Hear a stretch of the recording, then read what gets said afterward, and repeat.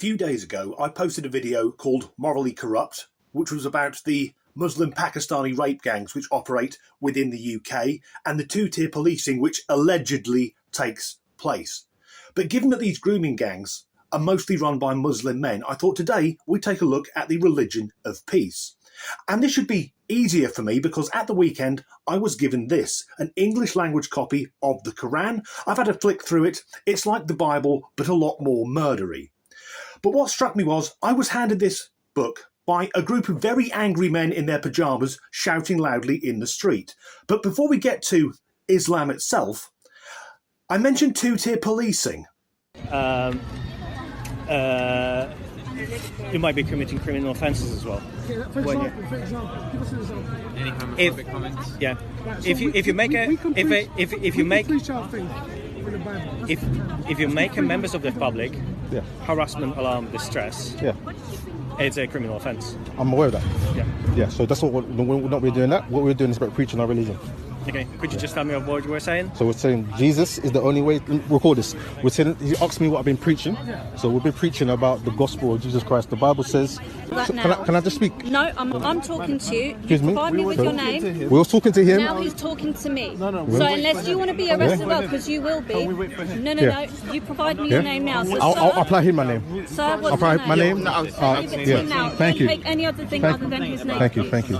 He'll spend the night in his cell and we can do that. The problem is, sir, you don't want to talk. That's the problem. So a man preaching peacefully from the Bible is threatened with arrest, even though Britain is officially a Christian country. Yet, if you want to live the life of a 7th century cave dweller, demanding the rolling back of rights of women, Sharia law, special treatment, death to the Jews, and the introduction of laws that would make criticising what, in my opinion, is nothing more than a death cult, to make that illegal, that's fine, go about your business. And for any woke lefties watching, thinking that because I'm a middle-aged white guy with a shaved head and tattoos, that this must be some sort of far-right propaganda video, it isn't. All I'm doing is sharing my opinions, and they are only opinions. I'm not stating anything as fact. But I'll also be sharing the opinions of the type of men who think it's okay to take very young white girls and Sikh girls, ply them full of alcohol, and then do unspeakable things to them. And of course I know they are not speaking for the majority of Muslims. So let's hear from the religion of peace. It is from our religion that we have to hate them for the sake of Allah. Al-adawa, enmity and hatred, meaning we're enemies. Let's not beat around the bush. We don't love each other. We're not on the same page. We are not friends. Does that make sense? We are enemies. The kuffar. We hate the kuffar for the sake of Allah. Because why?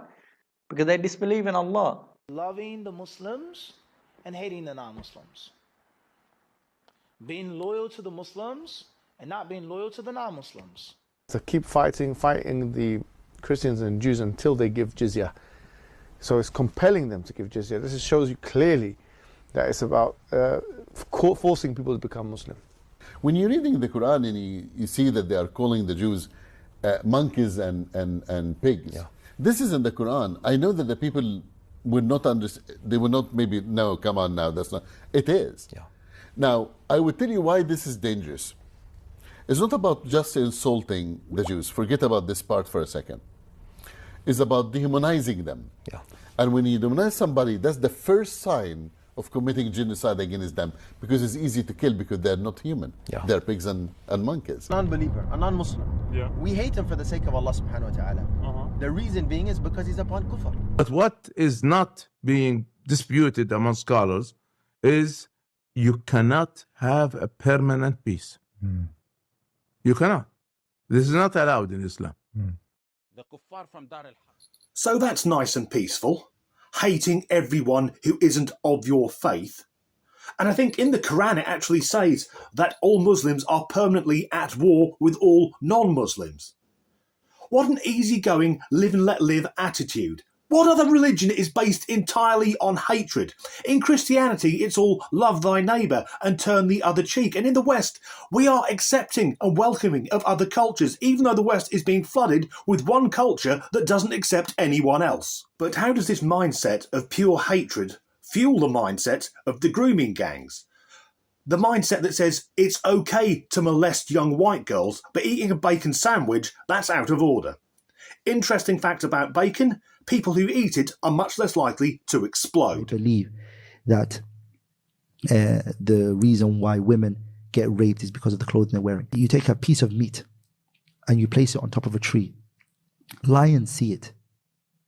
They're not going to let it go. They're going to eat that piece of meat. Victim blaming. It's the woman's fault, not the filthy, disgusting pervert unable to control himself, fueled by a belief system that states that any non-Muslim woman is subhuman. No, if she wore a skirt, she was asking for it. That's the attitude of Britain in the 1970s, although to be fair, that's still 1,300 years ahead of where they are. And that analogy of being a lion. Mate, there is nothing heroic or making you the king of the jungle by being a sick pervert or a kiddie fiddler. The next clip, I'll warn you now, is utterly disgusting. See this? It's very delicious, huh? But it has a wrapping over it. I call it the hijab. Now, Musa, please remove the hijab. You see what happens when sisters remove the hijab? The temptation, huh? Temptation for the men, huh? No temptation. Put the hijab on. Put the hijab on. Mafish fitna, huh? Dirty fucking bastards.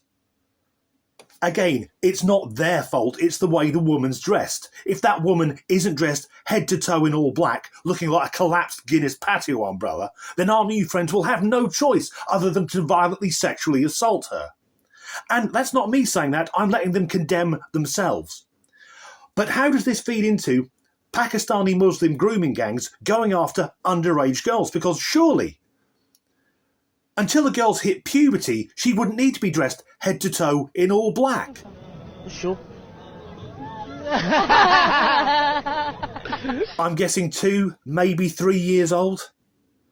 And in Iraq, the age of consent has just been lowered to 9. Why is that? Well, the Prophet Muhammad, the holiest of holy men, married his wife Aisha when she was 6 and raped her when she was 9, when he was in his mid-50s. And of course, she was Muslim. White girls, they're less than human. So an older man violating a very young girl. Are we joining the dots up yet? Thus, we have an ideology based on the ramblings of a mass-murdering genocidal warlord who sold slaves, including sex slaves, demanded the death of anyone who wasn't of the same faith, and that any woman who wasn't of that faith, you can pretty much do whatever you want to. And I heard a quote which points out the difference between Christianity and Islam. In Islam, you send your son to die for Allah. In Christianity, God sent his only son to die for us. That's fucking profound for this channel. So I'm going to end with some quotes from Jesus and the Prophet Muhammad. For Jesus, it's taken from the Gospels of St. Matthew and St. Luke, and from the Quran, it's from the Surahs. So these are not my words, they are the words of Jesus and the Prophet Muhammad. Jesus, love them. Muhammad, kill them! Jesus, bless them. Muhammad, crucify them! Jesus, pray for them. Muhammad, slay them. Jesus, help them. Muhammad, fight them. Jesus, give to them. Muhammad, slaughter them. Jesus, do good to them. Muhammad, besiege them. Jesus, be merciful to them. Muhammad, terrorize them. Jesus, forgive them. Muhammad, maim them. I think we can now all understand the ideology behind these vile grooming gangs. Again, that was quite a heavy video. If you made it to the end, well done. And as ever, thanks for watching. Dirty bastards. It's no wonder they have to molest women looking like that. But fuck it. I'm not casting aspersions. I'm just using the words... And these people have put these clips on the internet. I'm using those words to illustrate my point. So it's not my opinion, it's their opinion to anyone watching from law enforcement. Victim blaming. Who would have guessed? It's not my fault, Governor. It's the way she was dressed that made me do it. I don't know why this particular chap is a Cockney from the 1960s. But That idea that because a woman dresses a certain way, that she's asking for it. That is so outdated. It's so fucking backward. It's so medieval. Don't know where I'm going with this. I've gone off script.